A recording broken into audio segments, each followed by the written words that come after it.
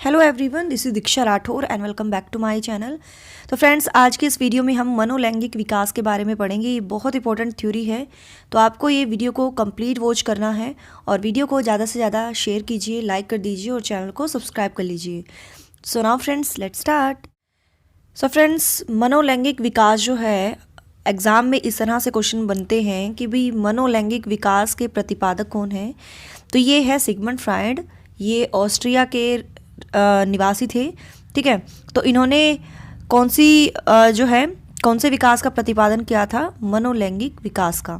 ठीक है, ये 1 नंबर आपका यहाँ से बनता है।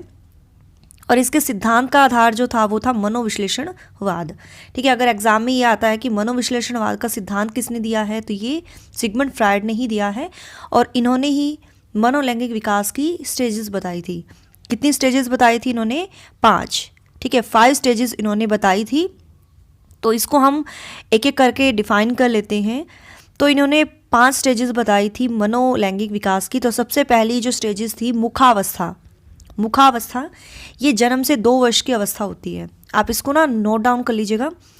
तो देखिए, इस अवस्था में बच्चा क्या करता है, बच्चे का जो ध्यान केंद्र होता है ना, मतलब बच्चे का जो ध्यान होता है, केंद्र बिंदु होता है ना, वो मुख होता है। इसमें क्या करता है बच्चा, उसके सामने कुछ भी वस्तु होती है ना, कुछ भी वस्तु बच्चे को मिलेगी, उसको वो क्या करता है, सीधा ही मुख में ले लेता है ना, मुंह में डालने की कोशिश करता है। उसको हाथ मिले, उसको कोई भी टॉय दे, उसको भी वो मुंह में रखेगा। कुछ भी दे, उसको नहीं पता होता है क्या चीज़ खानी है ना, क्या गंदी है क्या अच्छी है, उसको कुछ मालूम नहीं होता है। वो उसके सामने कुछ भी रखोगे आप, वो उसको सिर्फ मुंह में देने की कोशिश करेगा। और कई बार आपने देखे भी होंगे, वो अपना जो है बच्चा थंब भी अपना मुंह में रखता है ना।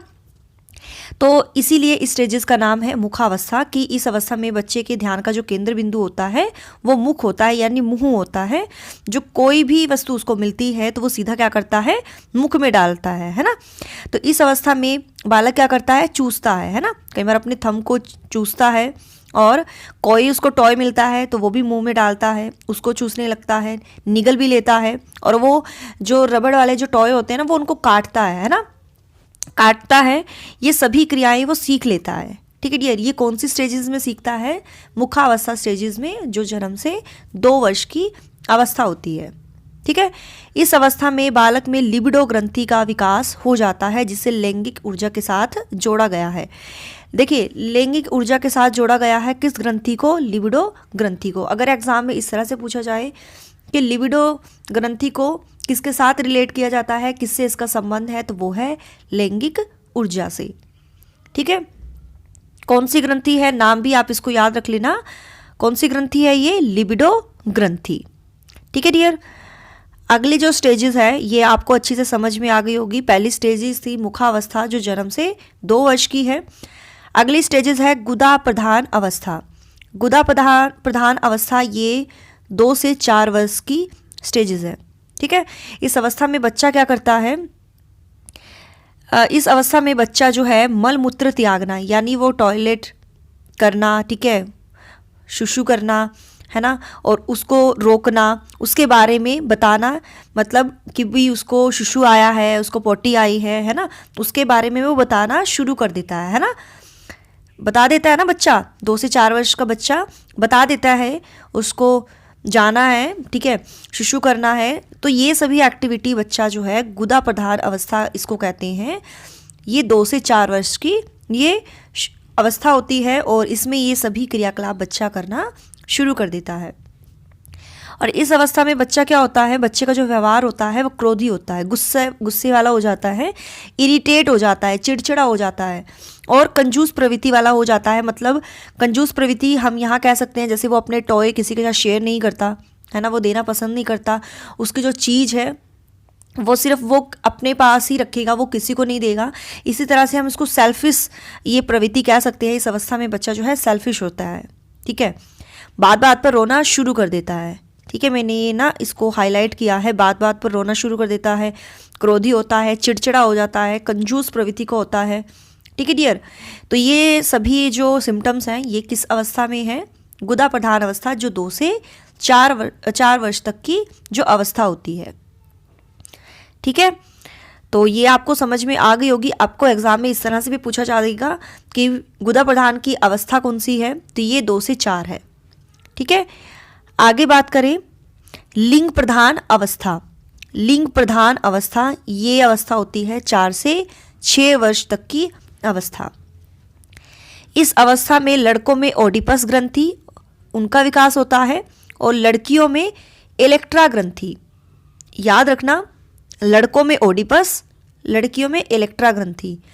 और इस ग्रंथि का विकास होने पर क्या होता है, लड़का जो होता है अपनी माता से प्रेम करता है और लड़की जो है अपने पिता से प्रेम करती है। कई बार होता है ना, आपने भी देखा होगा, आपका भी ऐसे ही होगा, है ना, कि लड़का जो है ज़्यादातर अपनी माँ के क्लोज होता है और लड़की अपने पिता के क्लोज ज़्यादा होती है। आप भी मुझे कमेंट में बताइएगा आप किसके ज़्यादा क्लोज हैं। माता पिता दोनों के तो होते ही हैं, लेकिन सबसे ज़्यादा अटैचमेंट जो है आपकी किसके साथ है वो मुझे आप कमेंट में बताइएगा, है ना। तो लिंग प्रधान अवस्था ये 4 से 6 वर्ष तक की अवस्था है। जब लड़कों में ओडिपस ग्रंथि का विकास हो जाता है तो वो अपने माता के ज़्यादा क्लोज हो जाते हैं और लड़कियों में इलेक्ट्रा ग्रंथि का डेवलप होने पर वो अपने पिता के ज़्यादा क्लोज हो जाती है। ठीक है, और इसका जो है पूर्ण विकास जो है किशोरावस्था में होता है। ठीक है, इसका जो कंप्लीट डेवलपमेंट है कब होता है, किशोरावस्था में विपरीत लिंग के प्रति आकर्षण, यानी ऑपोजिट जेंडर के मतलब ऑपोजिट जेंडर जो है, जैसे लड़का जो है लड़की के प्रति अट्रैक्ट हो जाता है, लड़कियां लड़कों के प्रति अट्रैक्ट हो जाती हैं, तो ये किशोरावस्था में होती हैं। आगे हम इसको डिस्कस करेंगे। ठीक है, आपको अच्छे से ये समझ में आ गया होगा, इसी में से ही आपके एग्जाम में पूछे जाएंगे। अगला है अव्यक्त अवस्था। अव्यक्त अवस्था आपको नाम से ही पता चल रहा होगा, अव्यक्त यानी जिसमें बच्चा व्यक्त नहीं कर पाता है। 6 से 12 वर्ष तक की ये स्टेजेस होती है।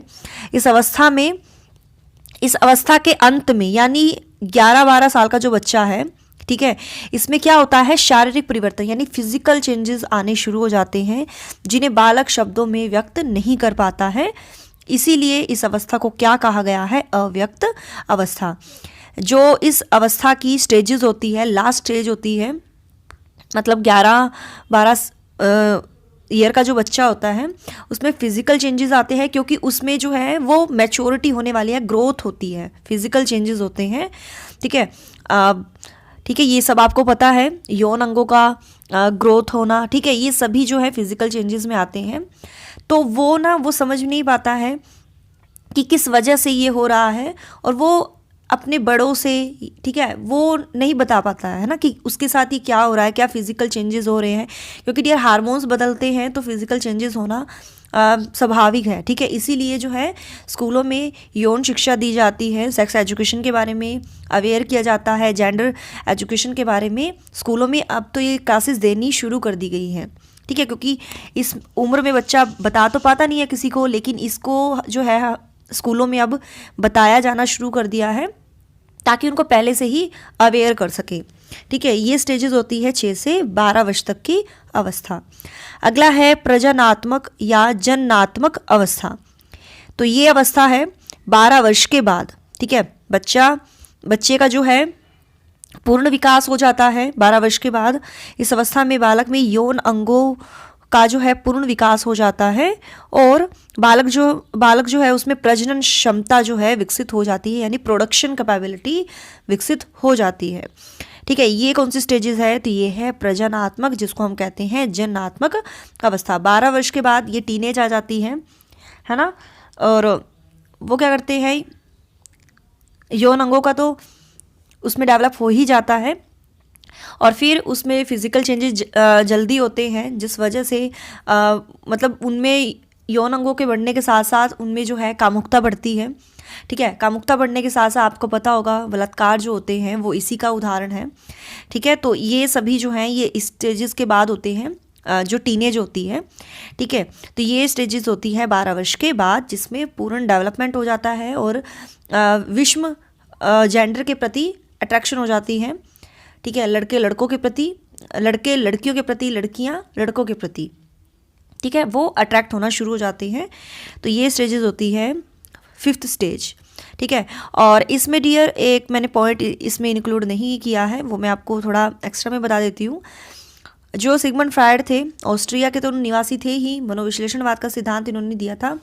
एक इन्होंने कहा था कि बच्चा जो है अपने आप से जब प्यार करता है ना, अपने आप को शीशे में देखता है ना, सेल्फ सेंटर्ड जब होता है, वो अपना ध्यान अपने आप पर वो केंद्रित रखता है, ठीक है, तो उस प्रवृत्ति को सिगमंड फ्रायड ने नार्सिज्म कहा है। ठीक है, क्या कहा है? नार्सिज्म। मतलब जिस अवस्था में बच्चे को दूसरों से कोई लेना देना नहीं होता है, वो खुद से प्यार करता है, सब मोह जिसको बोलते हैं, सब मोह, सेल्फ लव जिसको हम कहते हैं, नार्सिज्म। ठीक है, मतलब जिस अवस्था में बच्चा खुद से प्यार करता है, खुद पर ज़्यादा अटेंशन रखता है। कई बार देखे होंगे बच्चे बार बार शीशे में देखते हैं, बाल खड़े करते हैं, मैं कैसा लग रहा हूँ, कोई भी कपड़े डालते हैं ना, होता है ना। तो इस प्रवृत्ति को सिगमंड फ्रायड ने नार्सिज्म का नाम दिया है। ठीक है, तो मैंने आपको इस थ्योरी से रिलेटेड जो जो पॉइंट्स थे मैंने आपको क्लियर कर दिए हैं। ये स्टेजेस जो है आपको अच्छे से याद रख लेनी है। जो भी एग्जाम में पूछे जाएंगे क्वेश्चन इसी थ्योरी में से पूछे जाएंगे। आपको कितनी पसंद आई है थ्योरी कमेंट में ज़रूर बताइएगा। So thanks for watching my video, do like share and subscribe my YouTube channel. Till then bye bye, रब राखा, जय भोलेनाथ। और डियर, ये मेरा व्हाट्सअप नंबर है, तो यहाँ आप मुझसे कुछ भी पूछ सकते हो अबाउट एग्ज़ाम। ठीक है, 8295024375। So till then bye bye.